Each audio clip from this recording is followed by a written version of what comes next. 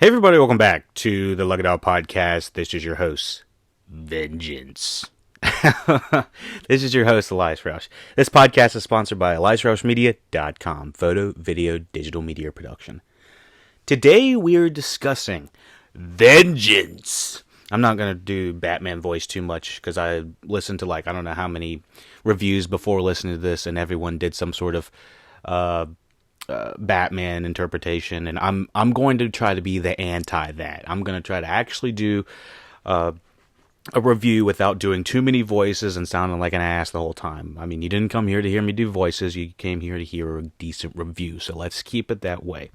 Not to say I didn't like some of the interpretations out there of people doing the Batman voice, but I'm not gonna try to go through all that. But with saying that, let's start from the top. The Batman is a 2022 American superhero film based off the DC Comics character Batman. Produced by DC Films, 6 in Idaho, Dylan Clark Productions, and distributed by Warner Brothers Pictures. It is a reboot of the Batman film franchise. The film was directed by Matt Reeves, who wrote the screenplay with Peter Craig. Let me hop into their kind of backgrounds real quick. So basically, I know Matt Reeves, best well known for. I didn't realize he had directed Cloverfield, but I did see, and he also did Let Me In. I haven't seen that either. I did see Dawn of the Planet of the Apes, and I've seen bits and pieces of War of the Planet of the Apes. I thought I've actually seen more than that from him, but he has big properties under his belt that he has already tackled, so he's already shown that he can handle a big property such as Planet of the Apes or Batman, or even something as big as Cloverfield, which granted was kind of subtextual, like it wasn't marketed to be what it was. It was kind of a mystery of what it was going to be. The screenplay is also by Peter Craig. He has kind of an interesting filmography as well. He was a writer on The Town, Hunger Games Part 1, Part 2, Mockingjay, 12 Strong, Bad Boys for Life. I thought that was okay. I thought it was funnier than I was expecting. The Unforgivable, and then The Batman, and then he's also one of the writers on Top Gun Maverick, the new movie coming out, alongside Justin Marks. And he's also going to be a writer on The Mother. I'm not really sure what that is about yet, featuring Jennifer Lopez.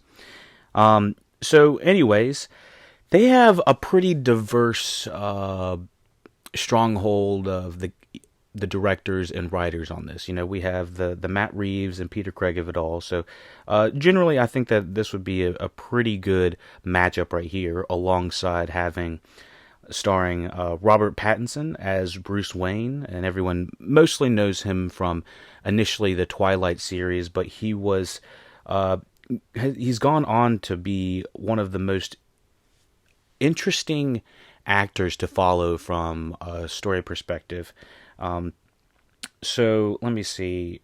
I think he was actually in Harry Potter and the Goblet of Fire before he played Edward Cullen in Twilight. So this guy he never has to work a day in his life again. I mean, he's in multiple multi-million-dollar franchises. The fourth Harry Potter, the Twilight. He's been in romantic dramas such as Remember Me, Water for Elephants. He's gone on to do Cosmopolis, the thriller, The Lost City of Z. He featured in the Safdie brothers, or he was one of the main leads in the Safdie brothers crime drama Good Time. He was in High Life, the science fiction, Claire Denis's science fiction drama, and Robert Eggers' psychological horror film The Lighthouse. And of course, he was in Christopher Nolan's mainstream films, spy films, Tenet in 2020. So him coming to show up in the Batman 2022 feels almost like a massive culmination of big blockbuster properties meeting small indie kind of more silent dramas, which I think brings a very interesting Batman for this film. So I'll kind of, like I said, I don't like to do spoilers up front. We're going to do a nice little section of talking about the film, what you should be expecting going in if you haven't seen it, or what you should kind of be prepared for. This is a slow burn detective Batman story. And I'm going to leave the influences this movie has in the spoiler section, because I think they kind of spoil things that happen in this movie. But it's a hard-boiled, slow crime drama featuring Batman as the main character, and he literally is Batman in the majority of this movie, in comparison to being his character outside of the suit, which would be Bruce Wayne. Bruce Wayne is quite honestly not in this movie a ton, which is not a criticism, because most of the time people say, well, there's not enough Batman, so it's like, either do you want more Batman or you want more Bruce? This movie, we happen to get more Batman, and he is solving the crimes. World's greatest detective, so to speak. So, Robert Pattinson is a very interesting character, very interesting actor to play this character, Bruce Wayne, which I'm only ready to see more of. And so he plays alongside Zoe Kravitz, Paul Dano, Jeffrey Wright, John Turturro, Peter Sarsgaard, Andy Serkis, and Colin Farrell. The film sees Batman, who has been fighting crime in Gotham City for 2 years, uncover corruption while pursuing the Riddler, a serial killer who targets Gotham's elite. And so, I thought that this was a very good foe to have for the Batman, especially for the detective Batman side of it. Now, I'm going to be straight up honest that I am not a big comic book reader, not because of like I'm against it or anything. I haven't really had time to really sit down and dive into any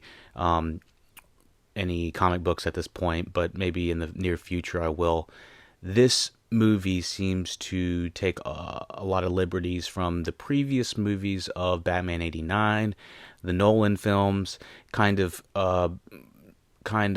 creating this hyper realism of a Gotham City, which Gotham very much has an aesthetic feel in this movie. It doesn't feel like any of the other Batman interpretations. Now, from the pros in this movie, I think the casting is phenomenal. I don't have gripes about it. I really don't have gripes about any of the movie. It's all really technically done. It's one of the most beautiful films I've seen in a long time. The music and the cinematography, cinematography from Greg Fraser, same cinematographer as Dune, and the music is by Michael Giacchino. This is one of my favorite scores I've heard in a very long time. Let me see if career. So, see if I can find anything else this guy's done. Wrote and scored. He scored Coco, Incredibles 2, Taika Waititi's Jojo Rabbit. Okay, so he's done a fuck ton of stuff. Okay, 3 more Marvel films. Okay, so he's done a fuck ton. Okay, so he's composed a score for Doctor Strange. Did he do Doctor Strange too? Let me see this. Jesus, he did. I like Doctor Strange.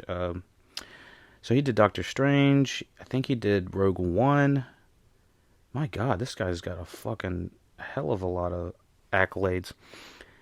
3 more Marvel films: Homecoming, Far From Home, No Way Home, and he's set to score Thor: Love and Thunder. God dang.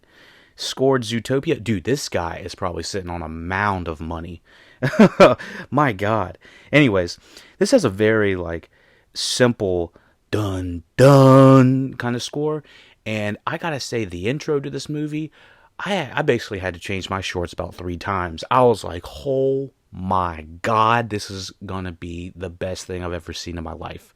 And for the most part, it was an extremely impressive movie, and it has very lofty goals for the 176 minutes, which is just under 3 hours.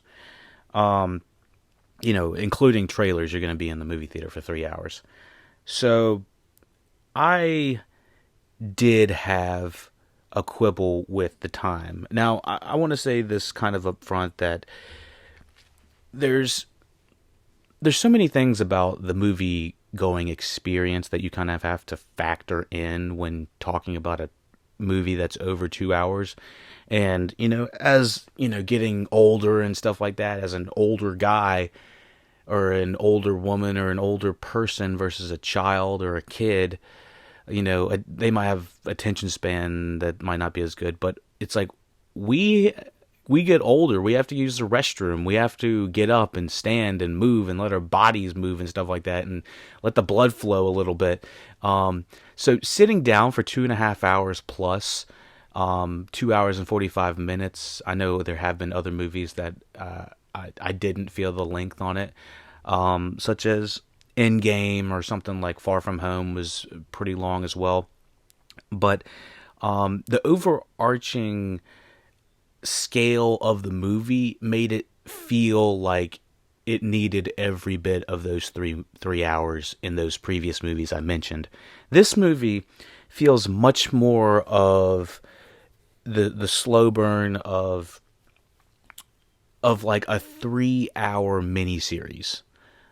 If you kind of chunk this up to about 3 hour miniseries, 3 hours of a miniseries, I think it kind of plays a little bit better. And I think it's going to blow HBO Max out of the water whenever it hits the streaming service. I know everyone's going to go back and rewatch it and see different things they didn't see, and just kind of live in the world a little bit.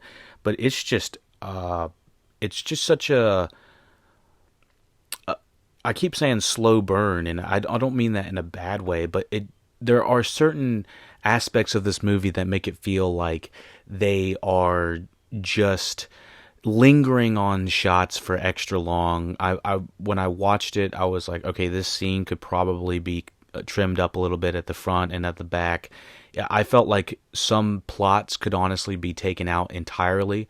Not that I wanted anything taken out. I just was thinking from like the perspective of saving time. I know that this movie is also having to prop up. It says it's a standalone movie, but there's going to be properties that are going to be based in this world again, such as I'll mention it at the end of the podcast, so that no spoilers or anything like that. But this is also propping up other properties that are going to soon follow after. And just overall, it's a very livable world, and it feels livable, not a livable world. It's a very lived-in world, and it feels like very established, and I love the tone in it. But I gotta say that it definitely feels like we were in it for a while.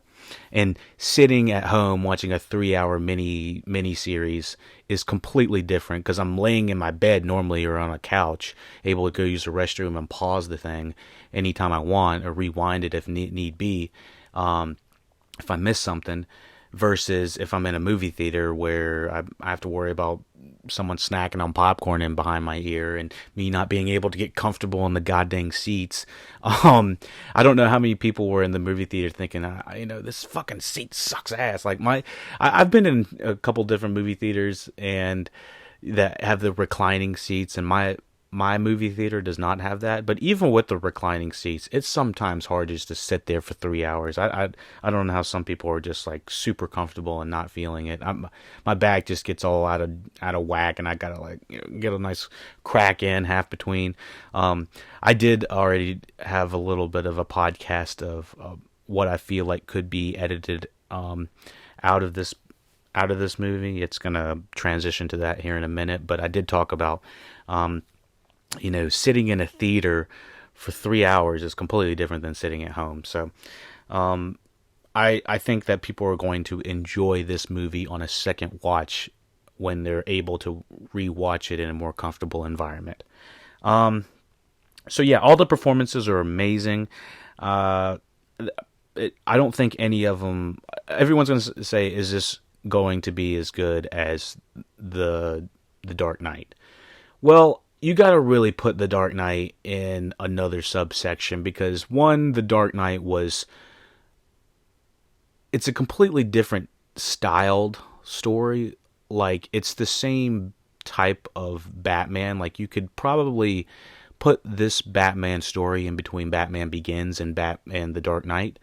But aesthetically, it looks different. The character of Batman is way more sullen, and the overall tone kind of stays one note, in my opinion. The Dark Knight, in the biggest comparison between the Dark Knight, I was doing like a background rewatch of the Batman Begins and the Dark Knight yesterday, just to kind of see the aesthetic differences.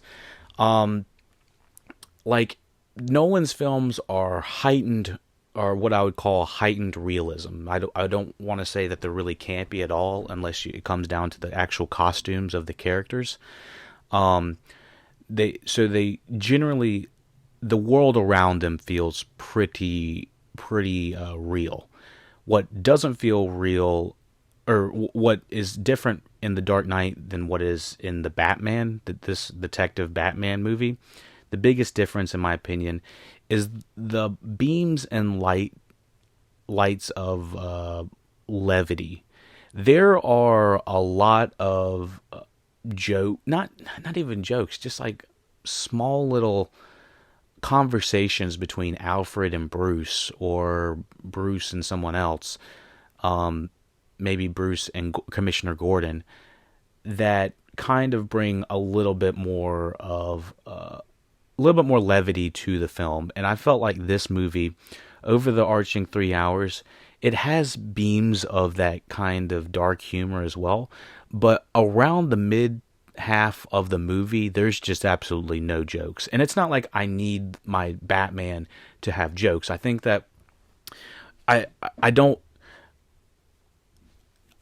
completely see the criticism of people saying it's too dark. And from a cinematography standpoint, yes, it is fucking dark. But as long as your black levels on your theater look good, then you should be fine. Like, everyone's going to have a slightly different experience with this, because of how the movie is given and directed, and what you're trying to really notice. So once again, rewatching it is going to help. But like I said, the bits of levity, like, I actually was laughing a few times in a horrifying manner when Heath Ledger was on screen.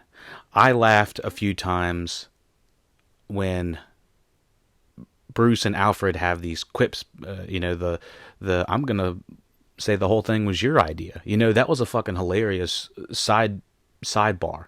There's no bits of levity in this movie that kind of let you do that. In my opinion, it's a very, dark and sullen movie. I don't remember how long. I don't want to talk about the influences this movie has, because it's kind of spoiler for me, in my opinion.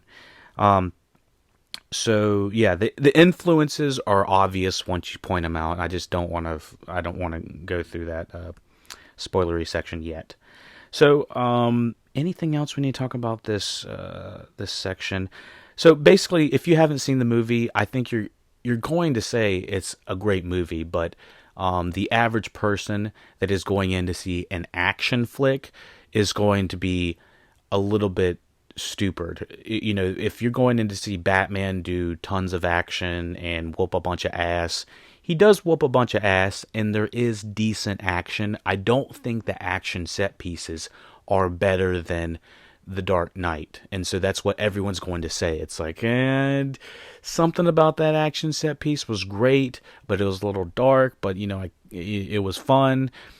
I think the biggest thing about this movie is that the action set pieces are a lot of fun, but they're kind of far and few between, and sometimes the reason to get to them didn't always feel natural.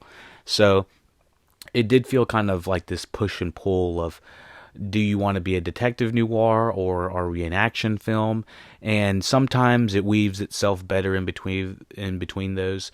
Other times not so much. I think that there's probably like a 4 or 5 hour cut of this movie somewhere that probably has an entire hour of no action. And I would probably watch that at home. Wouldn't mind watching a longer version of this movie at home to kind of understand this world a little bit more. They could totally do the re-edit of a extended Zack Snyder cut, although I don't want Zack Snyder to do it. I'm just kind of giving that example. But with saying that, yeah, the movie definitely feels like it's already too long, and could be cut about 20-30 minutes. But with saying that, you're probably cutting, the legs from other parts of the story and future parts of the story that they're trying to set up. Like I said, there's tons of setup for future stuff down the road, even though they're trying to say it's a standalone Batman movie. It would have been interesting, like I said, to have the Ben Affleck version of this would have been completely different, because he's much older in the timeline of Batman versus this type of Batman. And for anyone that's seen like the animated shows, it's been years since I've seen it. This feels like the visualization of the Batman Begins show. I definitely feel like the way that he kind of carries himself, Robert Pattinson, is I do like his performance as Batman, but he does play kind of the same note the majority of the time of the movie, and he kind of has a transition at the very end, but we'll talk about that more into the podcast. So, let me see. Development began after Ben Affleck was cast in Batman and DC Extended Universe in 2013. Affleck signed on to direct, produce, co-write, and star in the Batman, but had reservations about the project and dropped out. Reeves took over the reworked story, removing the DCEU connections. He sought to explore Batman's detective side more than previous films, drawing inspirations from 1970s films and comics such as Year One 1987, The Long Halloween 96-97, and Ego 2000. Pattinson was cast in May 2019, with further casting late in 2019. Principal photography took place in UK and Chicago during January 2020 and March 2021.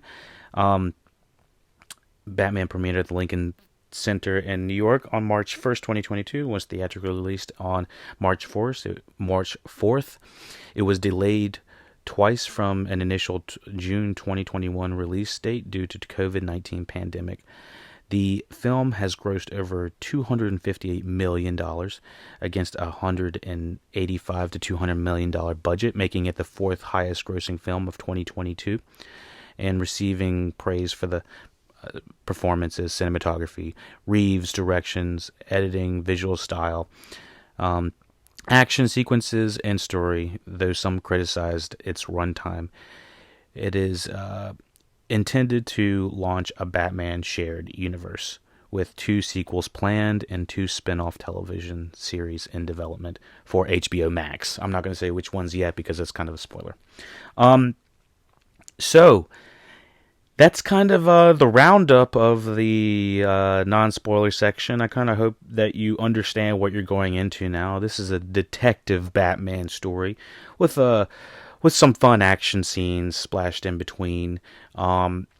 Performances are through the roof. Everything's hitting on all cylinders, and I think it's all going to be up to the viewer and their expectations. I will say that watching the teaser trailer that they released a year ago makes it look like an action film, and nothing wrong with that or anything like that, but I'm just like, it's not an action film. I wouldn't even classify it as an action film really at all. If it didn't have Batman in it, I don't think most people would categorize any action in it. I mean, there is some action, but it's not like... let's just hop into spoilers. That's the only way to really talk about it. All right, everyone. And again, I would give it an 8 out of 10. It's probably going to be one of my favorite movies this year, but it's probably going to be lower top 10. I'm just going to take a wild guess. But yeah, thank you for listening, watching Look It Up Podcast. Be sure to go to lookitupodcast.com for all the reviews, all the Patreon. You could be listening to this podcast early. You can be listening to other podcasts early, TV shows, movies. We've covering it all. We've recently just covered the first episode of Yellowstone. I didn't want to be left out of the dark on the cultural conversation of that, so I had to jump on that. And also, just to kind of be a little more timely with the movies, we've actually covered Batman 89, the Michael Keaton, Tim Burton movie, featuring Jack Nicholson's The Joker. So go back and check that out. That is available on the YouTube, as well as lookitoutpodcast.com and patreon.com/lookitoutpodcast. All right, everyone. So we're going to hop into the spoiler section. And yeah, thank you for listening, watching Look It Up Podcast. Here is the spoiler section.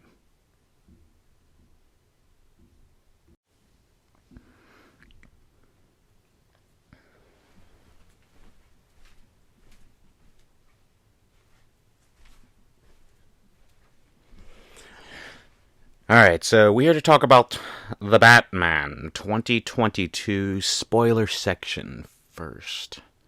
Recording this section before the non-spoiler because I want to get my initial reaction thoughts of just kind of walking out of the theater and how I felt. Went and saw it yesterday. Sunday, nice screening. I don't care about the runtime. It's how comfortable you are in this movie. That's really what's going to, I think, propel how much you enjoy this movie. Since this movie is sitting at just under 3 hours, give or take, trailers and however long that takes, it's a long time to sit in a theater. So, since we're in the spoiler section, yes, it's a fantastic movie from all the technical angles that this could possibly go for. I think it's one of the best detective movies that I've seen from a visual standpoint and the technical standpoint, and it just so happens to have Batman on it. My thing is, I easily think one of these villains, probably, maybe Penguin, probably could have been removed. Not that I necessarily wanted him to be removed, but if you remove one of the villains, which has been a notorious Batman, not exactly a problem, but they've always tried to put all of his rogues gallery of villains in all of the movies. They always are trying to stuff them to the max. So the dynamic of having the Penguin work for Falcone and him having to basically take down each one of these villains. You got to take down the Penguin, to take down Falcone, to take down the Riddler. It is a lot to ask for the audience to sit there for about 2 hours to take down almost 3 villains. Plus, we have to lift all of the story for the Batman that that we're following now, Robert Pattinson's. And then we have Zoe Kravitz's backstory. There's just a ton of story they're trying to pack in this movie. So I'm not saying this is what I would have done if I would have created the movie, or if you're plotting it out. I think it would look very thick and condensed from a story perspective, as in, every single scene almost has to do some sort of lifting to progress the story forward. So when watching it a second time, I saw that the progression of the Penguin storyline, if you remove that storyline, you remove one of the cooler action scenes with the Batmobile. Granted, I absolutely love that. But I'm not, give or take that action scene, if we remove the Penguin, we're going to remove the amazing makeup job from that and the performance that Colin Farrell gives. But I also think it gives us about 40 minutes back into into the movie. I really do think the Penguin's not in it that much, but when he's in it, he's chewing up scenery, and he's doing his thing. I'm not saying that I don't want the Penguin in there. I'm just saying if there was a character they could take out to save some time for the pacing of the movie, if that was a critique, I think the Penguin would be the one to do it, or maybe just limit his scenes to maybe one or two. The overall story for me is so much of a detective noir, in Gotham, that makes it feel heightened reality, very much as I said, I'm going to say earlier, as the Tim Burton's '89's Batman has a very campy, heightened reality, versus the Nolan, which is kind of the gritty realism. And so there's a nice combination of blending of the two. And I think, like I said, all of the technicals, the director of photography is the same one from Dune. So I mean, I just know the technicals behind it. It's one of the best looking films I've seen in a long time, let alone best looking Batman films. Even granted the dark shadows and levels that are going on in there. Greg Fraser is the director of photography. So yeah, with saying that, I did feel the length both times. The first time I was like, wow, we are in this for 2 hours and we're just now seeing the Riddler. It felt very much of the Dark Knight Rises third act. A lot of people say that movie kind of continues to go on and on, almost like a double third act. I feel like this movie has a third act and a fourth act. Like we get the takedown of one of the main villains for, I mean, we're in spoiler section now for the Batman. So Falcone's literally shot by the Riddler, and then the Riddler, to my knowledge, he just he goes into a coffee shop that he's been spotted at. I thought the reveal of the Riddler, first of all, it's very the iconography in this movie alone is phenomenal. I love all the iconography. Him sitting in that diner, the visual language of it, the question marks, all of it I think work really well. Now, it's the plotting of, we've been trying to determine who the Riddler is, where the Riddler is, the actual detective side of the story. I feel like we are trying to follow along with Batman, although there are certain clues that he's going to get that we aren't going to get as the audience, that are going to clue him in more than us. So we're more or less watching him solve the crime as opposed to solving the crime along with him. I think Channel Awesome was talking about the difference in that, watching a crime versus a mystery. But yes, so the reveal of the Riddler for me, I wanted it to be more of a, oh my gosh, it's been him the whole time. The thing is, it's kind of a double-edged sword. If you know who the Riddler is, you know it's Paul Dano, so you know he hasn't been like infiltrating the police unit at all. So I just feel like the ultimate plan of the Riddler was to ultimately get caught, and I kind of wanted it more or less for Batman to catch him instead of letting him get caught. Because ultimately in the movie, the Riddler sort of wins. He floods the entire, he floods Gotham and causes everyone to go to the campaigning event. And I'm going to have to look at the synopsis for the entire thing, but essentially everyone having to rush into the middle of the city and Batman having to save everyone. Rewatching it, there's tons of people that probably died during this. Like, Batman does not exactly win. He does not come out on top of stopping the plan before Riddler does something terrible. So, with saying that, I just have I have questions if this was the entire original plot, because I kind of feel like there was a little bit of rewriting due to maybe COVID restrictions or something. I know Pattinson had gotten COVID during the course of the filming of it. I'm not sure if that had anything to do with the action scene at the end, it just feels very not 100% tacked on, because I know there's going to be tons of people. There's basically three subjects of people that like this movie. They either love it, they like it, or they're like, this is not the Batman I know. And for the people that are completely against the movie, I think those are the people that just want to see action, pulse pounding, a little bit more brighter type Batman. And I can totally see that, because there's so many different types of variations of the character. This feels very much of the limited the limited time that we're with Bruce.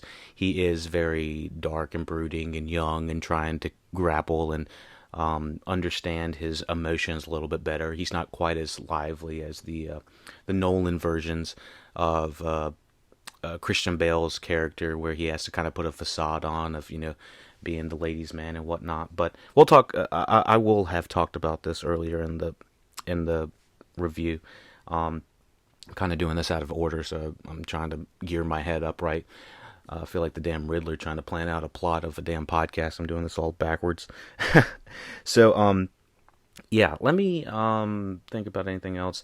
Yeah, it's not like I would take out the Penguin. It's the fact that if you wanted to save 40 minutes of the movie, I think that's the character to do it with. I know that he's I will have talked about the television show that he's coming out with, or that HBO Max is coming out with, which is going to be like the rogues gallery of all of the Batman villains and stuff like that, and bringing all the DC villains and stuff like that. I'm excited about all of that. That's not what I'm against at all. I just think that I did feel the time both times, and yeah, that's the character I would probably remove, or just give a lot less screen time to. Maybe only just have him in the club and have Batman. Looking back at it, I think I would have replaced. I really love Skarsgård in this. I think his name's Peter Skarsgård. He's amazing in this, but I think it would have made almost more sense to replace one of the people that the Riddler is antagonizing with, so that it saves on one of the characters that are possibly going to get killed by the Riddler. Maybe that would make more sense, and just don't kill him at that time. I don't know. I have a lot of critiques on the movie that could possibly shave on the time, because I mean, when I watched it the second time, I was like, this I was thinking like this shot could be tightened up a little bit. It could be cut at the beginning, it could cut at the end. There was just scenes of them like gazing a little bit. It almost felt like the beginning and end of the shots that they just decided to linger on a little bit extra long. And it's been what people will say is 15 years since we've had a really good Batman, and I don't disagree with that. Obviously the Zack Snyder interpretation with Ben Affleck is, some love it more than others. I think that Affleck did an very apt job of being Bruce Wayne and Batman. It's just the tech was not my favorite, and the movies he was in were not my favorite. I would have liked to have seen the Ben Affleck version of the Batman. If we would have gotten the Ben Affleck version of the Batman, it would have been, in my opinion, an older version than the version we got in here. Obviously, because Ben Affleck's 15 years at least older than Robert Pattinson, but it would have been probably an older, grizzled Batman. And so, yeah, I don't have a complaint about any of the Batmans, give or take Clooney in the 90s. Clooney, I talked about this in my Batman 89 review, is you've got to gauge your Bruce Waynes, and all the way back to like Adam West, to Bruce Waynes, of how much do they enjoy being Bruce Wayne or Batman.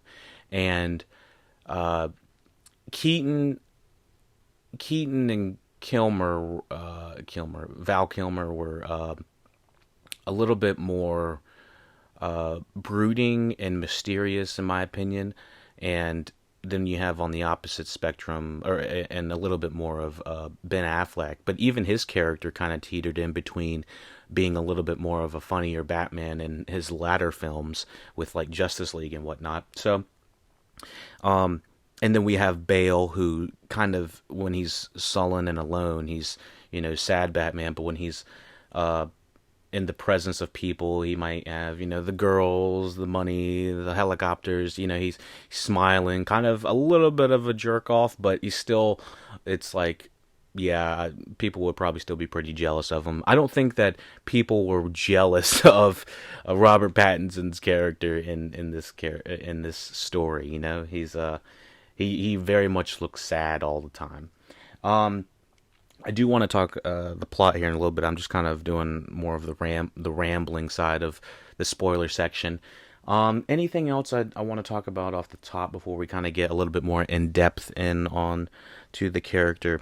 So like I said, all the performances, all of the cinematography, the direction, even the black levels, I still really enjoyed how dark it was. And then when there was a beam of light, it was just like, oh.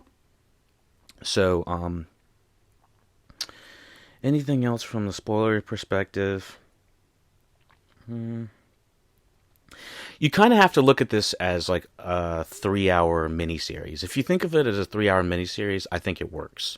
If you think of it as a movie that happens to have like an extra 40 minutes to it, I think it's a little bit extra. And like I said, it all depends on how much you enjoyed the movie. If you're enjoying the 2 hours of it, you're going to want more. If you're not, if you're questioning the 2 hours of how long it's going and where the story is going, that's when I think the fabric of the world starts to fall apart. And as I said in the previous section, you aren't going to enjoy the ride as long. You might enjoy the ride for 2 hours, but that doesn't mean you want to be there 3 hours. I think that some people think a longer movie of a movie they already like is something they're going to want, but that's not necessarily the case. Sometimes a longer movie doesn't mean like additional scenes or more action or even more dramatic scenes that kind of bring you close to the characters, more character building moments.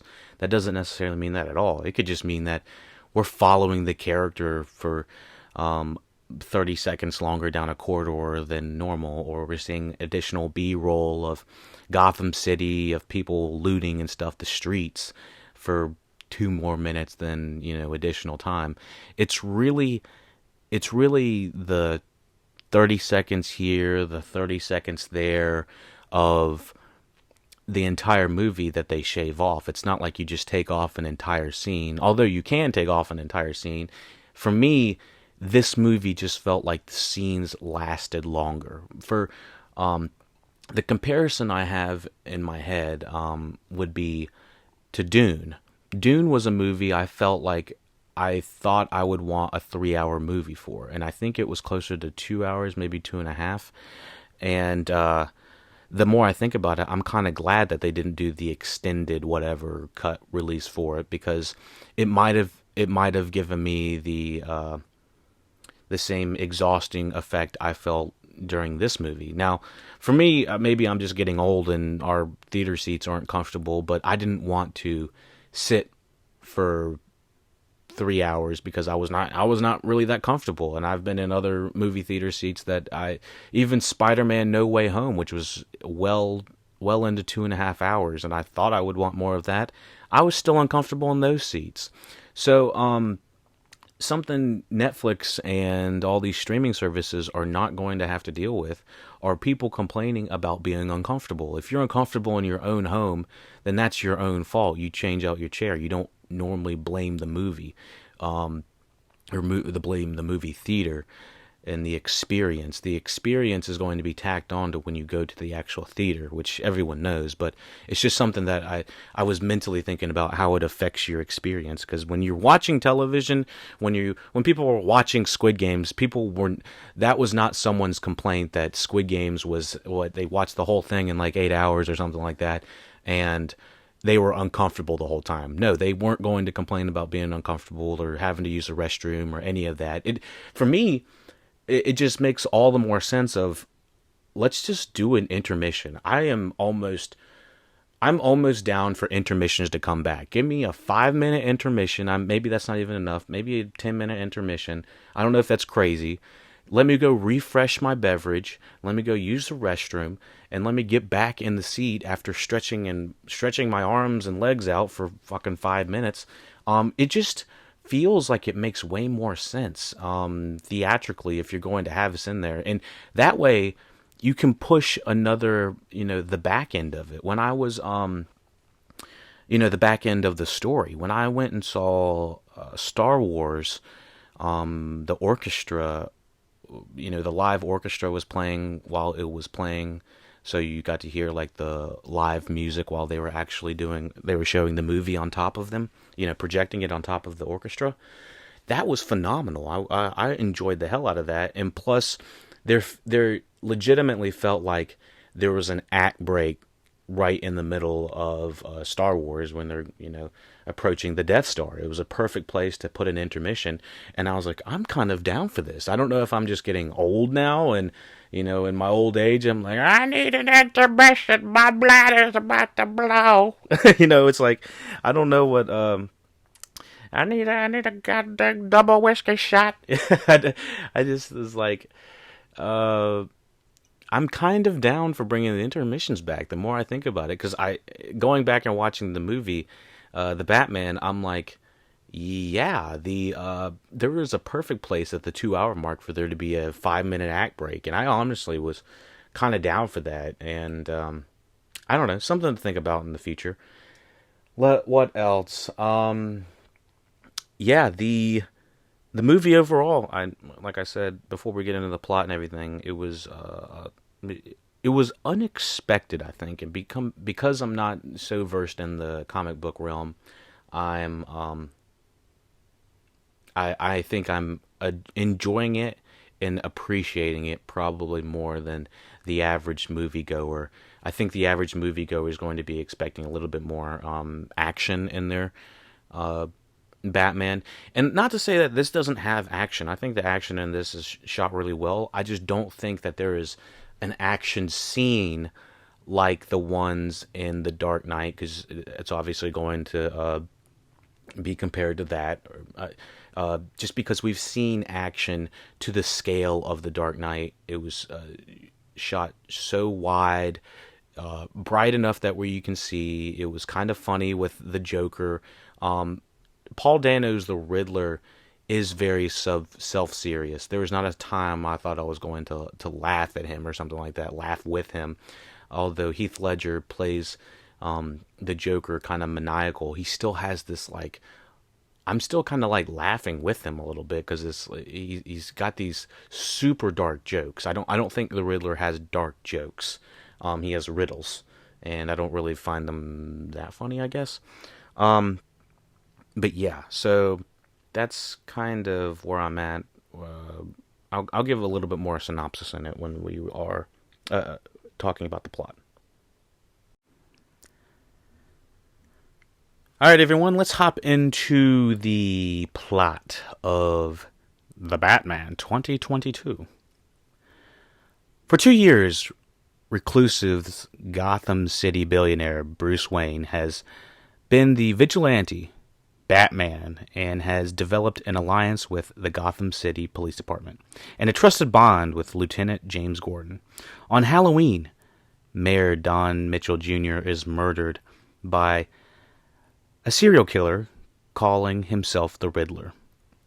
Gordon discovers a message left for Batman by the Riddler, but Commissioner Pete Savage berates him for allowing a vigilante to enter the crime scene and forces Batman to leave. So the opening of this is scary as fuck. The majority of the Riddler scenes are shot very much like a horror scene or a horror film.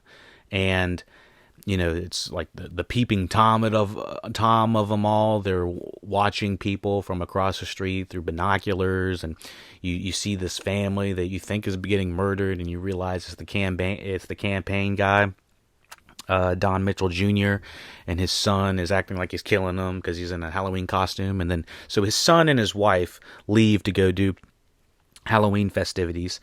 And I gotta say, the opening of this fucking movie, literally, like I said, I had to change my shorts like 5 or 6 times because I was like, I think I just G'd myself. I was like, this is fucking like amazing. The aesthetic, the sound. I was like, holy Santa Claus. The voiceover, it gave me reminiscent vibes of, was it 2009's Watchmen with Zack Snyder directing and kind of the Rorschach of it all. I thought I was crazy when I was feeling that at the very end of the movie. I know that I'm kind of jumping around, but I didn't feel it when I opened it up.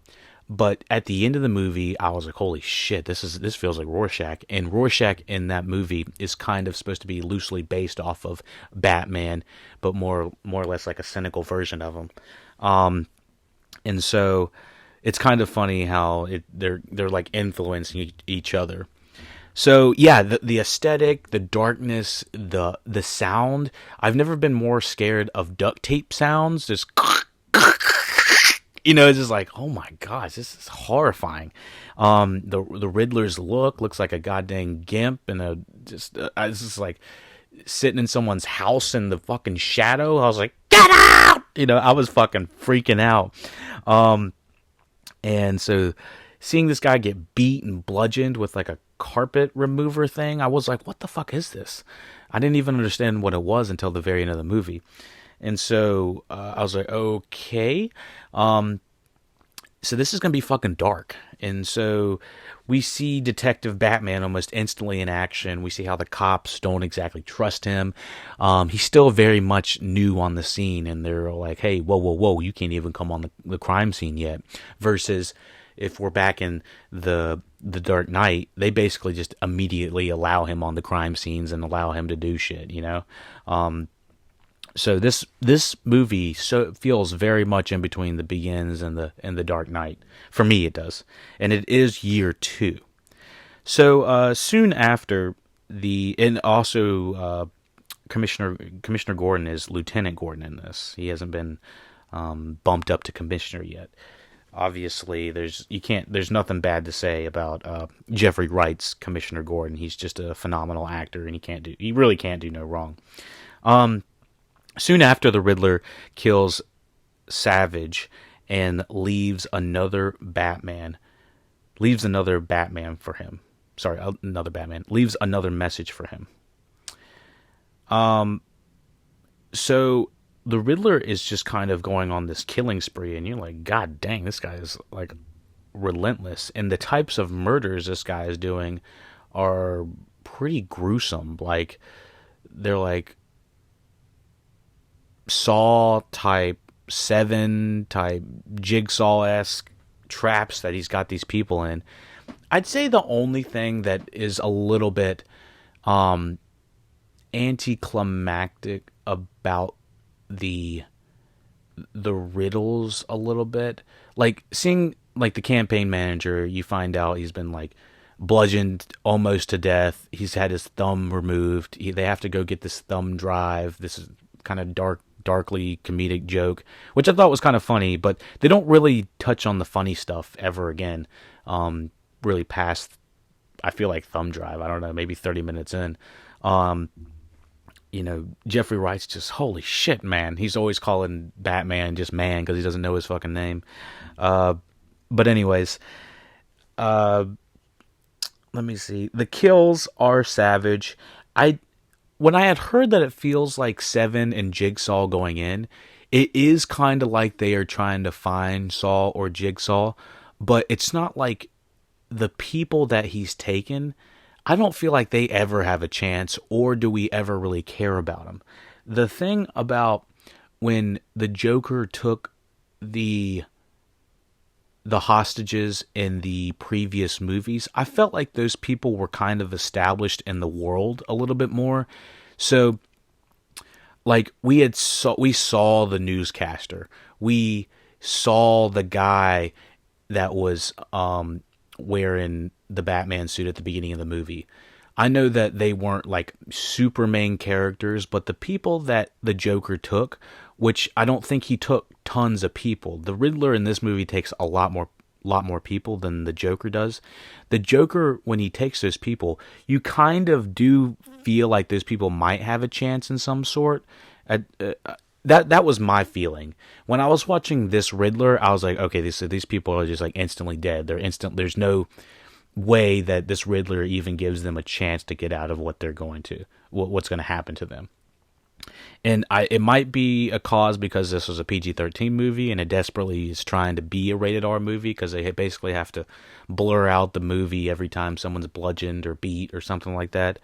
But still, I was a little bit. It was the types of the crime that it honestly just felt like we needed just a little bit more time with the people that were taken. Because I honestly, my emotional gauge to the people that were taken, I didn't care as much. There is an explosion with Andy Serkis's Alfred. Like, I was like, holy shit, did he just kill Alfred? I was like, this movie might actually try to kill Alfred. But it turns out they kind of rolled it back. And I think there is actually a scene of Andy Serkis in the hospital in one of the marketing trailers that might spoil it. I heard the trailers spoiled a lot of shit. I saw the teaser trailer a few minutes before recording this, and I was like, yeah, it definitely feels like they showed way too much, which is why I don't watch trailers anymore. I'm like, if I'm going to see the movie, I'm going to see the movie. I don't need you to show me scenes from the third act, you know? So I very much enjoyed going into this kind of blind. I honestly had no idea John Turturro was going to play Falcone until about one or two reviews before they'd started. I was like, I kind of wish I wouldn't have known. So anyways, we have Batman and Gordon discover that the Riddler left a thumb drive in Mitchell's car containing images of Mitchell with a woman, Anna Kosloff, at the Iceberg Lounge. Another person that I don't really care what happens to. We just don't have enough time in this. It's crazy how it's 3 hours and we still feel like we don't have enough time to establish all these characters. So it's like people that are taken, a lot of the people that are beaten and stuff like that. I'm just like, I don't think I care about these people and whatnot. They're not really close enough to Bruce for us to really have a pre-established connection with him, and it's not like he's like talking to anybody. So it's kind of a double-edged sword, and you obviously don't want Zoe Kravitz to be the damsel in distress because she is such a phenomenal actress, both physical and on screen. Just her acting wise is phenomenal. So this is Anna Kosloff at the Iceberg Lounge, a nightclub operated by the Penguin mobster. Carmine Falcone, lieutenant. I'm just gonna say mobster Falcone's lieutenant, the Penguin. I can't fucking say anything right now. And let me just talk about Colin Farrell's makeup real quick. I know I talked about it a little bit in the previous section, but the Penguin. I know I had talked about earlier that if you took out 40 minutes of the movie, it'd probably be the Penguin section. But it's lifting up what's going to be the television show, The Penguin, a little bit later, which I can totally understand. But the makeup job is phenomenal. It's almost like indistinguishable from actually seeing Colin Farrell in there.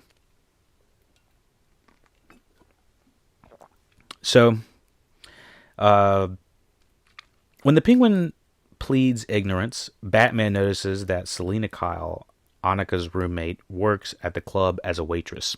I didn't really talk about the action scene of Batman going to the club. Fucking love the music, love the aesthetic, love the action. Every time we're in this club, I'm like, oh god, someone's getting their ass kicked to some techno music to Batman. I don't think I could get any more excited. And it was fucking phenomenal every time. And every time the Penguin's like, oh, whoa, whoa, whoa, bada bing, bada boom. It's like, take it easy. And Batman's beating up the twins and whatnot. Apparently those are like deep cut villains and stuff like that. So I enjoyed all the little subtle references all the way down to, I didn't even really talk about Pattinson in the Batsuit. I think it's one of the most mobile bat suits and usable bat suits that we've ever seen. He hasn't perfected it 100%, given that he does this crash landing here in a little bit in the movie. I do gotta say, I do love the mask. A lot of people had mixed reactions. Sometimes the Batman mask feels like it's just a Batman mask and they put someone behind it to see if they look good, and they don't really mold it to the actor's head. I feel like this is like straight up a mold of Robert Pattinson's head, and they put like bat ears on it, and it works for me. And they actually show him with the black makeup on his eyes, because realistically Batman puts that on his eyes so that you can't really see I guess you can't see his skin underneath the mask, or under his eyes. But then sometimes when they would remove the mask in previous movies, he wouldn't have the eye makeup, so that wouldn't really make 100% sense. This one is, like I said, a lot more realistic with it. And then the introduction of Zoe Kravitz as Selina Kyle, both bombshell on screen, from the looks, the physicality, to the acting. I think she's the full package. Just give me more of her. I was 110% to see her on the big screen. Let me see. So Selina Kyle's Annika's roommate, and she's kind of playing a loose version of like Catwoman, I guess, because she's not called Catwoman inherently, but she calls herself the Cat sometimes, takes care of cats, and she's like, the cat and the bat sounds pretty good. She refers to herself having 9 lives. A lot of different subtle references that aren't like beating you over the head with the cat puns that Michelle Pfeiffer was hitting us with, or whipping us with in the previous 90s versions. I do think it's it's the right blend of like sexiness versus like noir versus like crime versus like, does she trust Batman, does she not trust him, that kind of thing. And she still doesn't know he's Bruce. So Batman notices that Selina Kyle, Annika's roommate, works at the club as a waitress. Batman follows Selina home to question Annika, but the latter soon disappears. So he sends Selina back to the Iceberg Lounge to search for answers. Through Selina, Batman discovers that Savage was on Falcone's payroll as a district attorney, Gil Coulson. Selina shuts off communication with Batman, Selina shuts off communication when Batman presses her about her relationship with Falcone. And so when they go back to the Iceberg Lounge, which we're there a lot, it is a procedure of just going to the Iceberg Lounge about 3 or 4 times. They're there a lot. But when Batman is doing his detective work, he has these smart contact lenses that allow him to, which I believe they already have. I don't know if they're allowing you to see video cam footage directly on a screen yet, but they already have smart contact lenses that Google has patented for, and I believe other big companies have already tried to get into the smart contact game. So this is not far from what we already have. So it is very cool to see Batman using all of his bat gear, all his kind of lower tech type stuff, because he is still year 2. He doesn't feel like he's fully established as the Bat yet.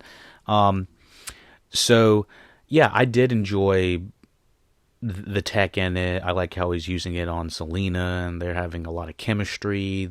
Selina doesn't fully trust him when they're going back into the lounge, and Batman's still asking her all this stuff, and she's just not ready to give all this information. Turns out Falcone is her father, and I don't 100% understand if Falcone knew that was his daughter until the very end, and did he necessarily care. So maybe we'll find out here in a minute. And she ends up removing her contacts from Batman's contacts, so he can't see anything she's doing anymore. So that's when their kind of communication kind of gets disrupted. And they also find out about Gil Coulson kind of being on the payroll. And like everyone's on Falcone's payroll. It's all about like corruption within the police unit.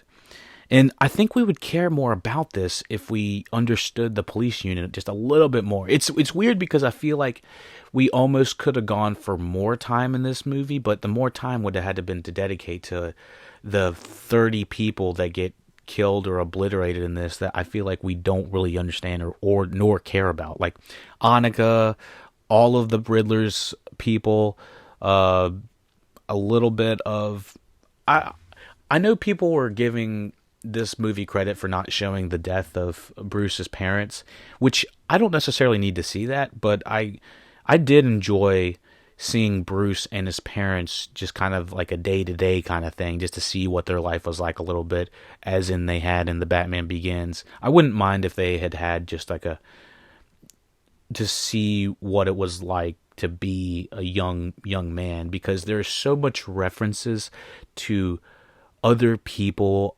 previous times in history in this movie, about people that aren't on screen that I'm not necessarily I care about. A lot of it has to do with the family of the Waynes and stuff like that. You're like, oh yeah, that sucks, but we didn't really hang out with them that much, so I don't really have much emotional connection to it. There's stuff that happens with Martha Wayne. I think she's like accused of killing her parents or something like that, being put in a psychiatric facility, and it's a lot of being told things, and we're kind of seeing it through the Riddler's eyes, or being told, it's like, you lost your parents, Bruce, but you still had $1 bajillion. There's 1 million other kids that are orphans that don't have that same luxury. Why are you sad? The Riddler makes a really compelling point. You're like, yeah, why are you sad? Why do you think you get to be better, or why do you think you have to act out this fantasy kind of thing? But I don't think that it pushes that needle all the way. They kind of bring up that question, but they don't necessarily, for me, I don't know if they answer that. I know that there's several times throughout the movie they address Bruce as saying, Bruce, your family comes of this much wealth, but you're not helping any of the city. And a lot of it comes to him. I guess what the whole overarching thing is, he's helping out the city because he wants to enact vengeance, but vengeance is not what the city needs. The city needs a hero. And I think that's the character turn at the end, and it is a super subtle turn for time's sake.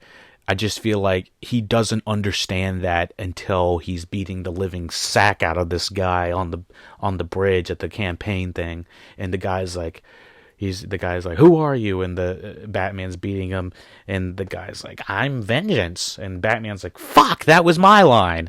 And he kind of realizes that he's kind of no better than the criminals that are enacting this entire plan and flooding all of Chicago at the end. So I know that that's kind of jumping around, and maybe I'm just kind of talking it out loud of what the overarching character turn is. And I definitely see it, but I guess it's because he's not Batman for the city of Gotham. He's Batman because he's trying to enact vengeance or revenge, or he's doing it for a negative reason, not the positive reason. Kind of self-serving. And he does tell Andy Serkis's Alfred's that. I love Andy Serkis's Alfred. I honestly wish we had just gotten more, or if they had hung out just a little bit more. I know that the Christian Bale and Michael Caine dynamic was phenomenal, and it was kind of like capturing lightning in a bottle, and kind of like Michael Gough and Michael Keaton. They were both very good. So let me see. Okay, so the Riddler abducts Coulson, and that's pretty horrifying. Coulson's doing these drops. There's this whole a subsection of these drugs being dealed through the city of Gotham named drops, dropping these drugs in your eyeballs. They were doing them at the club, and there's a club within the club.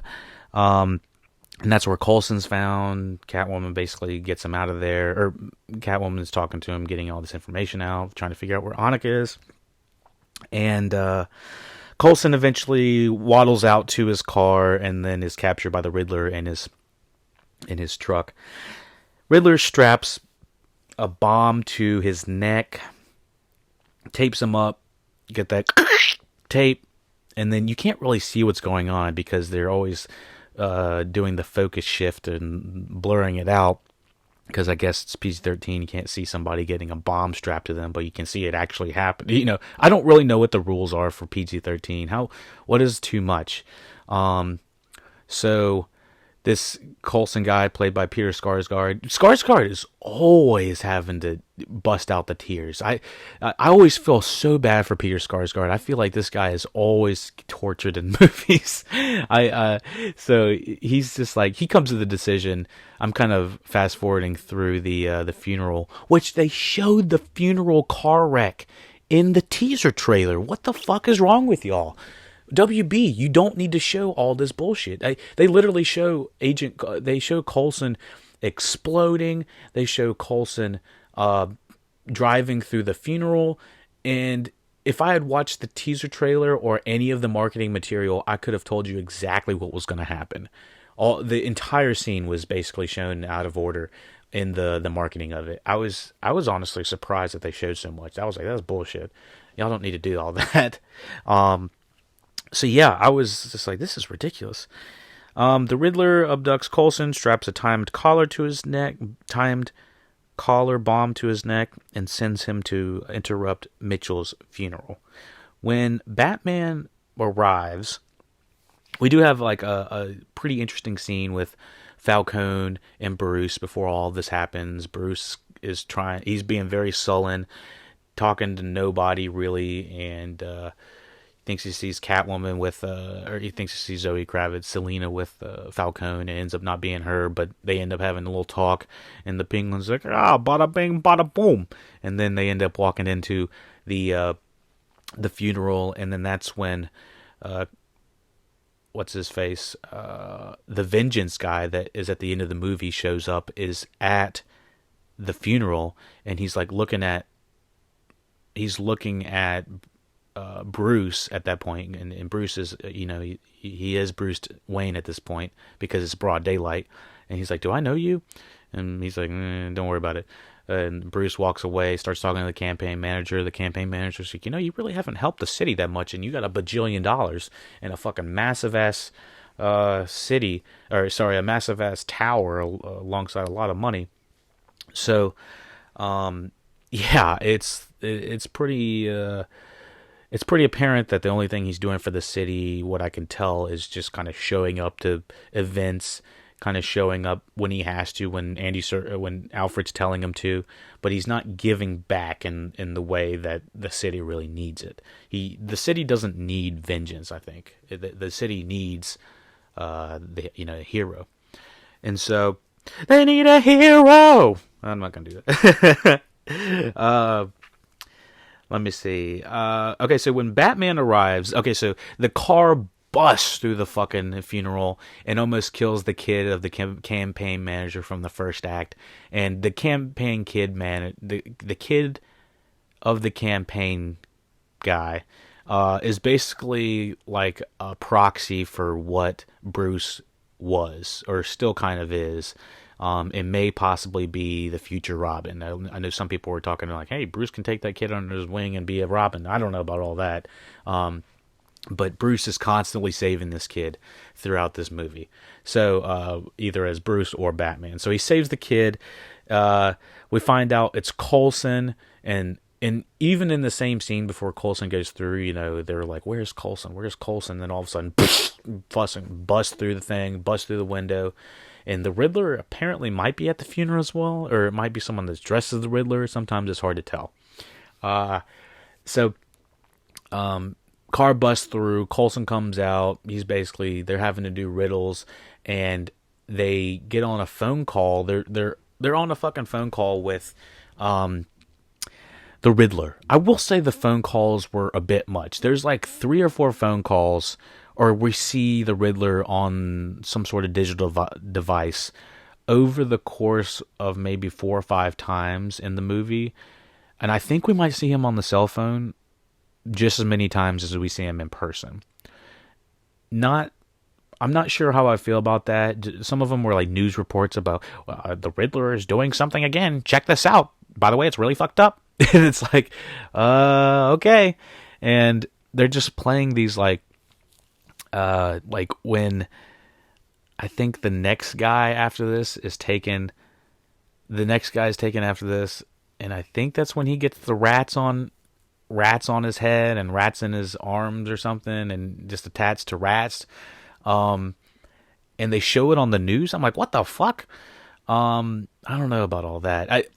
I guess the establishment of Riddler saying, I'm going to kill somebody every day until you find the riddles or something like that, I don't feel like that was 100% established. It just felt like random people were dying at random times. Even though the Joker in The Dark Knight saying, if so-and-so is not dead in an hour, I'm going to blow up a hospital. That kind of shit. It felt very precise and like to the T, and it felt like this is what's going to happen at this time, and we need to do this right now. If one of these boats doesn't blow up the other, I will blow up both of them, or something like that. He was very precise in his direction, and I don't necessarily feel like the direction of the Riddler made 100% sense for me watching it. I was like, all right, so how are we going to figure this out in a certain amount of time before we get to the next thing? Because it kind of felt just like, oh, someone's missing. Oh, now we got to figure out the clue. Oh, someone's missing. Now we got to figure out the clue. It didn't. There's so many subplots of like the Selena Kyle and Falcone things going on, and having to like beat the crap out of the Penguin here in a little bit. I'm just like, I'm not sure if everything's all lining up for me. If I like I said, I need to rewatch the movie several times to kind of see if everything aligns. I'm not sure if the Riddler's plan makes 100% sense to me personally, especially with getting caught in the third act. I was not crazy about him getting caught in the third act because he didn't seem like he needed to. So yeah, the Coulson ends up blowing up after the riddles kind of go sideways, and it blows up Batman, and that kind of sends him all the way to let me read this. The Riddler abducts Coulson, strapped a timed collared bomb to his neck, and sends him to interrupt Mitchell's funeral. When Batman arrives, the Riddler calls him through Coulson's phone and threatens to detonate the bomb if Coulson cannot answer 3 riddles. Batman helps Coulson answer the first 2, but Coulson refuses to answer the third, so it is Coulson's fault. He doesn't want to be the quote-unquote La Rat or El Rat. Technically, it's El Rat. You don't know the difference in El and La? I thought that was fucking hilarious. The name of the informant who gave the GCPD information that led to a historic drug bust, ending mobster Salvatore Maroni's operation, and dies. So yeah, he knew he was going to be fucked either from the GCPD or from the mobster, because the mob would have gone after his family. Batman and Gordon deduce that the informant may be the Penguin and track him to a drug deal. That's where a little bit more action comes out. Big set piece featuring the Batmobile's introduction. I thought, like, once again, I had to change my shorts again. I was like, oh my gosh, the Batmobile. This is the coolest shit I've ever seen. And it generally, I think, from the aesthetic of seeing this new, like, Fast and the Furious Bat family car, it looked like a muscle car from, like, straight up #family. Fast and Furious. I was like, this is sick. The blue light coming from the exhaust in the back of the flames, just, and then you have the rumble of the engine at the front with the orange glow. It's like, and just the sound. Oh my gosh, the sounds like, there's so many different like elements of the Batmobile experience. I was like, yes. I didn't realize that it was such a kink for me to see the Batmobile. Like, I was like, Jesus. I've actually seen all of the Batmobiles up until this one, actually, because I went to WB Studios, and they had a full Batman section of all the Batmobiles. It was the coolest shit I've ever seen. in the tumbler, holy sack, that thing's huge. Honestly, all of them are huge. They're all super oversized cars, if I remember correctly. So this was so sick. So anyways, they go to this drug deal where the Penguin's at and all that. They discover Maroni's operation transferred to Falcone, with many GCPD officers involved. Selena inadvertently exposes them when she arrives to steal money. As the Penguin flees, Selena discovers Annika's corpse in a car trunk. So yeah, Selena shows up, whoops the twins' ass, fucking so badass, looks amazing, and I do like the outfit. I don't really know much more to say about her hat, but I mean, she has little cat ears on the top, but I thought it was subtle. It's like a fucking superhero thing. It's like, I know some people wanted the full mask and whatnot, but I thought she looked great. To each their own. So yeah, she steals the money as the Penguin flees. Selena discovers Annika's corpse in the car trunk. Once again, it was like, oh no, it's Annika. It's the chick we never really met the whole movie, and she's dead, I guess. It's like, that was kind of obvious, I guess. I don't know. A lot of stuff about Annika, about this character we never really meet. Batman captures the Penguin, but learned that he was not the informant. Okay, this completely skips over the Batmobile fight, or the Batmobile versus Penguin fight. I think it's supposed to be a little bit reminiscent of the Penguin trying to escape in the Batman Returns movie, I think, with Keaton again. But this one's obviously a lot more pulse pounding. It's at night. I forgot to mention how much it's raining in this fucking film. I think it's raining every other scene, and night. So it's dark as shit, wet as fuck. Everything's wet, everything's everything's dark. But when there is light, like I said, surrounding the Batmobile, I basically G'd myself about 3 or 4 times. I was like, this is the coolest shit I've ever seen. And the Batmobile kind of does this like jump. It's like, was that supposed to happen, or was that supposed to be an intimidation thing, or was like he hit the gear wrong or something? I didn't really understand, but he's going after Penguin. There's like a lot of collateral damage on the highway after all that bullshit. So Batman may not use guns, and that's kind of obvious in one of the scenes, but he will kill people to get what he needs. And he ended up needing the Penguin. So he captures the Penguin, but learns that he was not the informant. And I do think the Penguin scenes are what bring a little bit more levity. I think he is kind of funny. Talking about L and La Rat, all that type of stuff. Batman and Gordon follow the Riddler's trail to the ruins of an orphanage funded by Bruce's murdered parents, Thomas and Martha Wayne, where they learn that the Riddler holds a grudge against the Wayne's family. Bruce's butler and caretaker, Alfred Pennyworth, is opening up a piece of mail when there is like information being released all in this like abandoned orphanage. There's like a projector. Somehow the projector has electricity. I'm not going to really ask about that, but someone's put some sort of PowerPoint / newscast on the screen while Commissioner Gordon and Batman are looking at all the information, and Batman figures out in that scene that the next victim is going to be Alfred Pennyworth. And I feel like this is the most amount of time we get between people that we care about that are going to get taken. And we're like, oh shit. And so we see the editing, it's pulse pounding, the cell phone call, the opening of the mail, all of this stuff. It's on pins and needles. You're like, oh shit, don't fucking kill Alfred. And then he sees that that's a bomb and throws it to the side. It's like, and then the phone is finally picked up by, I forget, like Doris or something like that. I forgot the butler's, what's her face's name. She's like, oh, Master Wayne.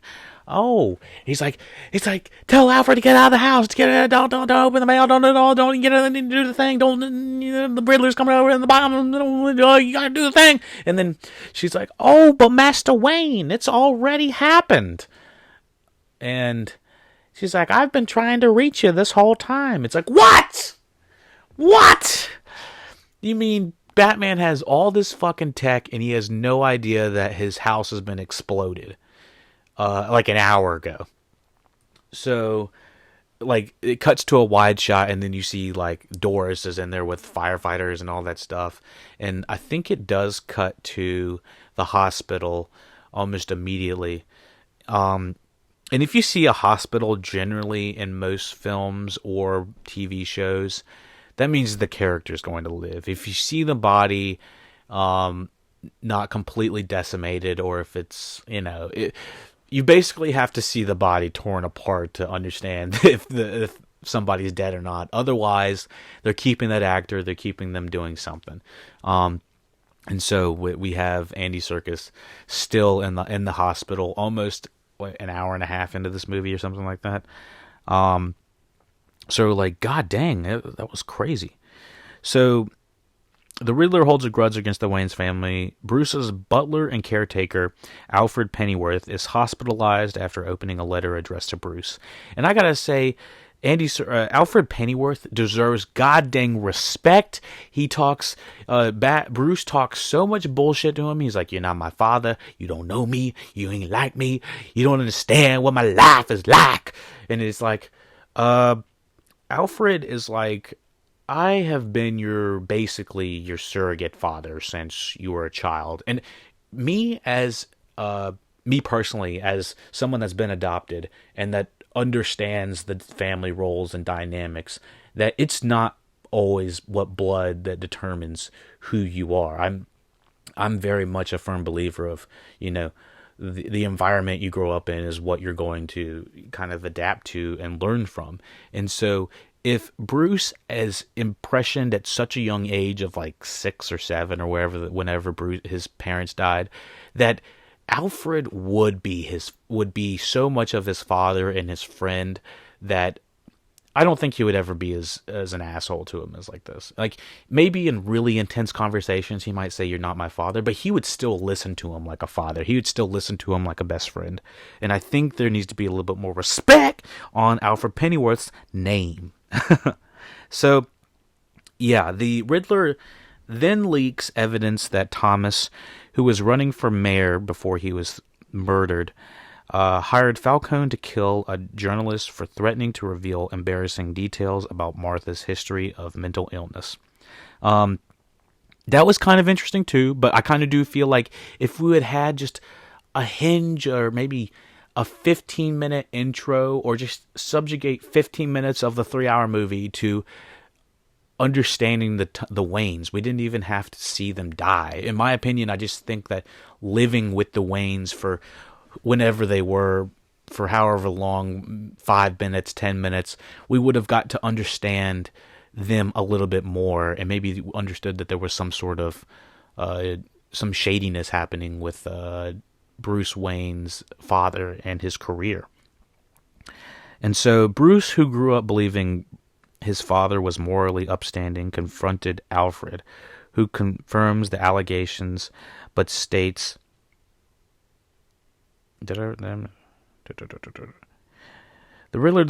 let me back up a little bit. The Riddler then leaks evidence that Thomas was running for mayor before he was... The Riddler then leaks evidence that Thomas, who was running for mayor before he was murdered, hired Falcone to kill a journalist for threatening to reveal embarrassing details about Martha's history of mental illness. That does sound a little bit out of character. I think he said to originally just rough him up, but then Falcone just took it to the nth degree and just decided to kill this reporter. Bruce, who believed his father was morally upstanding, confronts Alfred, who confirms the allegations that states that Thomas did not intend for Falcone to murder the journalist, like I said, and planned to turn him over to the police once he had found out. Alfred believes that Falcone had Thomas and Martha killed to prevent this, which is kind of it makes sense for how the dominoes fall. But a lot of this is like talking about people and things and places of things that had happened off screen, like kind of like the Annika thing, kind of like the Bruce Wayne thing. We understand why he's so brooding, but and we understand his loss, but we also don't understand the previous time before that. We never understood him ever being happy. And it's not like we needed a full episode or a full hour of him just dilly-dallying around with his family. But I do think a little bit of the time could have been dispersed to when they were younger. It doesn't necessarily have to be, when they were in the fucking alley getting shot, but, just giving a little bit more insight into the Wayne family. So Selina tells Batman that Falcone is her father, though Falcone does not know it. Okay, so he doesn't know it. She learns that Falcone strangled Annika because Mitchell told her that Falcone was the informant, and decides to kill him. Batman and Gordon arrive at the Iceberg Lounge in time to stop her, but the Riddler kills Falcone as he is arrested. There's pretty fun action scene, lot going on, intense drama. Eventually it leads to essentially the Riddler shooting Falcone as he's leaving the lounge, which I'm trying to understand why he's shooting Falcone, because I feel like he's only shooting people that are morally, like, people that are acting like they're good but they're actually not, like corrupt. Like, obviously the mobster's corrupt. I didn't think that he cared about corrupt people. I thought he cares about people that are acting like they're not corrupt but they actually are corrupt. So the Riddler kills Falcone as he's arrested. The Riddler is soon unmasked as forensic accountant Edward Nashton and incarcerated in Arkham State Hospital. Now we see in the trailer, when the Riddler is at the diner. And if you're 2 hours into the movie and you see this, you're like, why did he just let himself do that? I understood, for the sake of the Joker in The Dark Knight, that whole subsection of him having it all according to plan, and it felt like it was all according to plan. He planned for the cops to show up, and he had a plan past that. He talked about anarchy and not having a plan, but my God, I felt like he had more of a plan than the Riddler, because when the Riddler comes down to it, he executes his stuff, but he doesn't have an execution for how he gets away. And I felt like the execution for how you get away is one of the most important parts of being a villain in this film. I don't know. I was kind of flabbergasted with their decision to have the Riddler kind of give himself up, because it's like a detective story, but then he just gives himself up. It's like, what did we have 2 hours of us trying to find this guy for him just to give himself up? He basically wins if you think about it. The Riddler is soon unmasked as forensic accountant Edward Nashton and incarcerated in Arkham State Hospital, where he laments about failing to kill Bruce. And at first I thought he knew that Bruce was Batman. I guess he doesn't. He does not realize that Bruce is Batman, whom he idolizes and took inspiration from when targeting the corrupt. When I originally watched this, I thought that's what happened.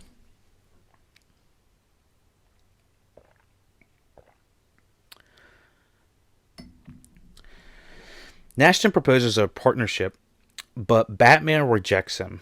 Searching his apartment, Batman learns that Nashton has stationed car bombs around Gotham and cultivated an online following that plans to assassinate Mayor-elect Bella Real. I did feel like some of the iconography of, first of all, Bruce Wayne scattering out everything on the floor and then spray painting his floor for clues, I guess, did not make any sense to me. I was like, this is some cool iconography, but it's only that. It doesn't make any sense for me. I didn't think that it made any sense.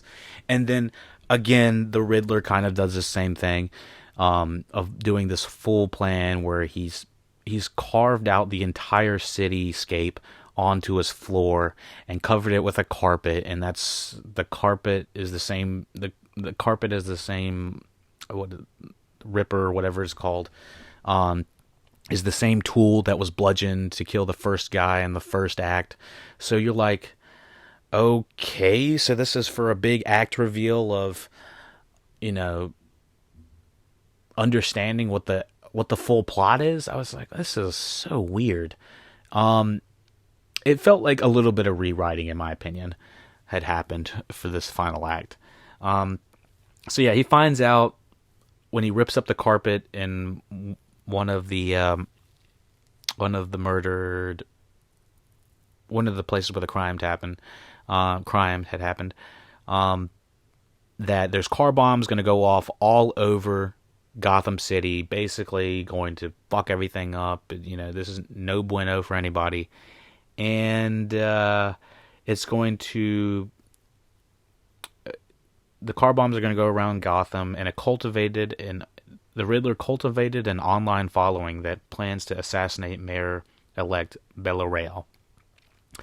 And again, if we had had more of that character, I think we would have understood or cared a little bit more about that character. I didn't really care about the mayor. Let me see what else. The online following of the Riddler makes 100% sense.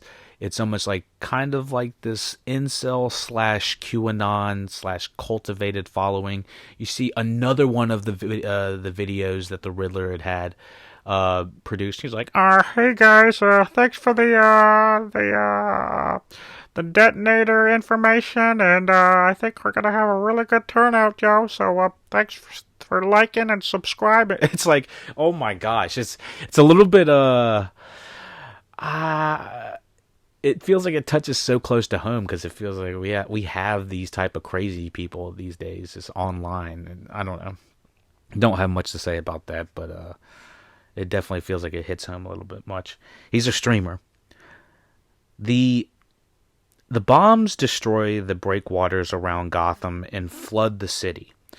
Like, the city is fucked after this. I think thousands of people would have died during this. A shelter is set up in an indoor area where Nashton's followers shoot, but fail to kill Villarreal. I think I'm saying that right. They are stopped by Batman and Selina. Very cool action scene. I will say, once again, it was fucking dark. It was huge. It felt grand scale, grandiose. You know, some ass kicking Robert Pattinson. Apparently, I think he did all of his stunts by himself. Even through the COVID-19, I think he had gotten COVID during the filming of this, and still looked like he was whooping ass. Couldn't even tell. Because sometimes you can have like longer effects during that, harder to work out, whatnot. But I couldn't tell. I thought he looked like he was whooping all ass. So yeah, it was a very, very lively third act, but it was more of a reaction, and it not so much being able to save people. I mean, we do see Batman beating the sack out of all of the people that he had to. I think it was maybe about 10 or 20 goons alongside with Selina Kyle, and then he gets shot a few times with like a shotgun. Like, sometimes his armor deflects bullets, and other times it feels it. Like, I think he gets shot with a shotgun at one point, and he's just like gets the wind taken out of him, and he has to like inject himself with this like Green Goblin juice. He's like, or some people said it was adrenaline. No one really knows what the green juice was. I'm calling it Green Goblin juice. So he went full Goblin mode. He went straight Goblin, and Batman's like, he's whooping everybody's ass, and he beats the one guy who's getting ready to say, I'm vengeance's ass. He's like, bam, bam, bam. The thing I don't believe is that guy would be able to talk after how many times he got beat. He's like, I'm vengeful. He's like, just like, he would be done. He's dead. He's dead after the first punch. So they are stopped by Batman and Selina in the aftermath. And like I said, Zoe Kravitz, fucking badass. She's just in there just as much, whooping ass. She's so limber and nimber and whatever, all the timbers. She's making them all fucking fall down. It was crazy. So in the aftermath, Nashton befriends another inmate. That's Barry Keoghan at the very end. I think his name is Keoghan. He was in Killing of a Sacred Deer. Apparently, he's pretty crazy in that. I haven't really seen that. He played a young, crazy man in that. Or unstable, let's just say that. Crazy is kind of like generic. I think unstable is probably the best. But the Enigma scene, let me just talk about Paul Dano as Enigma. He did feel unhinged. He felt weird. He felt like he would probably be capable of it. When he starts singing, I could do without that. I did not find it 100% that he didn't know who Bruce was. I thought that there was so much information on the wall that was tying Batman to Bruce, especially in the last scene where the map was found, that I thought it was obvious that Bruce was Batman. And so I just thought, by definition, the Riddler knew. So having him at the end kind of, bouncing off the walls, acting a little bit ridiculous. It was, in my opinion, a little extra, but he would probably be acting similar to that if he was in real life. The quote unquote possible Joker appearance of it all is kind of it did not ruin it at all for me. Although I don't think it actually added anything for me. I understand how some people were like, oh shit, is that the Joaquin Phoenix Joker? No, I don't feel like it was any of that. First of all, I think it was Barry Keoghan in prosthetics. But yeah, I could do another movie without the Joker for right now. I just don't really... I want to explore more of the world before we go to the Joker. It's so easy to go to that. While Selina deems Gotham beyond saving, she leaves. And I do like the little will they, won't they kind of push and pull, and they're kind of, instead of like making out and kissing and all that, they hop on their motorcycles and they kind of have like a motorcycle love language. And I thought that was really a beautiful way to end it. And then they kind of go their separate ways. And I was like, God dang, this is good. Batman aids recovery efforts and vows to inspire hope in Gotham. And I think that's what is kind of missing throughout it. It's like, it's very dreary. It's not hopeful at all. And until this very last ending. And I gotta say, some of the iconography in this movie is just eye-capturing. My eyes were just like in love with everything they were seeing. Him falling into the water when he's going to save the people, and that kid again needs to be saved with the campaign manager at the last act into the water. Beautiful. Him bringing the red fuse out or whatever to help everybody. He's like carrying everybody like fucking Moses through the Red Sea. It was almost biblical levels of beautiful. And then seeing him at the very end of the movie on the sunset and whatnot, on wherever the bat signal is. It looks like it's on like an abandoned building. It doesn't look like it's on the police station. I don't remember that. But yeah, fucking phenomenal. I didn't really talk about him having to escape from the police unit. That was fucking crazy. I honestly would have gone for a little bit more. I could have gone for a little bit more vigilante Batman, because he's fucking booking it from everybody. I do feel like the police kind of forgive Batman in between that. I don't really know exactly what's going on. Because let me think. Like, Batman is escaping. He punches Lieutenant Gordon, has to escape, and is being shot at by policemen. And then he has to do like the squirrel suit dive off the fucking the building, and that was fucking amazing. I think they actually got somebody to do that shit. I don't know how they did that.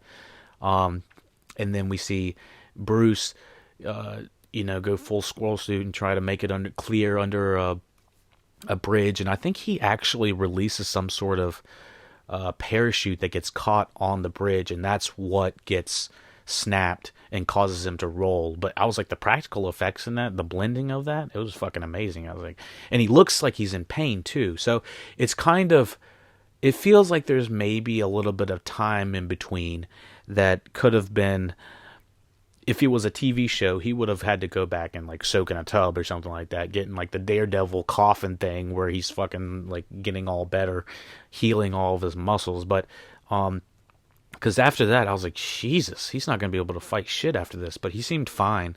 Honestly, the reaction of it didn't seem to last very long. Got them limber bones, I guess.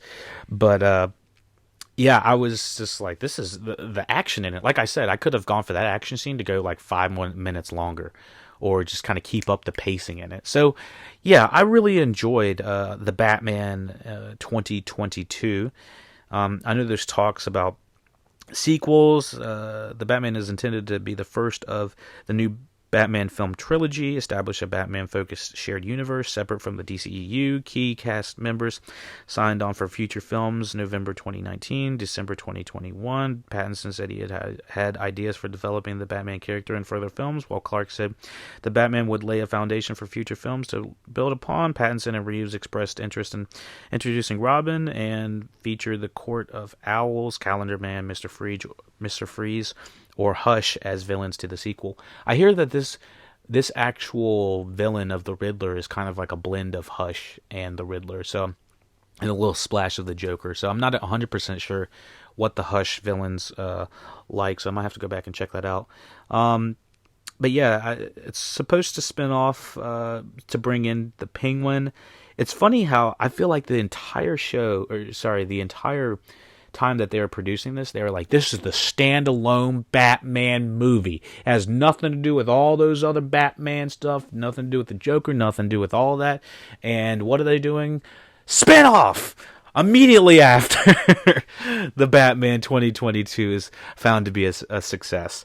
We're like, just kidding. So, sure, as long as they're taking their time and not fucking it up and doing the whole Justice League of it all, I think they'll do all right. Like I said, this movie is an 8 out of 10. Go to LuckyDogPodcast.com, listen to this full review, listen to it early, listen to early reviews. Batman 89, got other television shows, other superhero DC, Marvel. If you like superhero stuff, go to the youtube.com/LuckyDogPodcast. You can check out the playlists on there. Yeah, we're on the Twitter, on the Facebook, on all the popular social medias. I don't know what's popular in 10 years, so I'm not going to go through all of them. We're just going to go to LuckyDogPodcast.com. Thank you for listening, watching. Vengeance! Take it easy.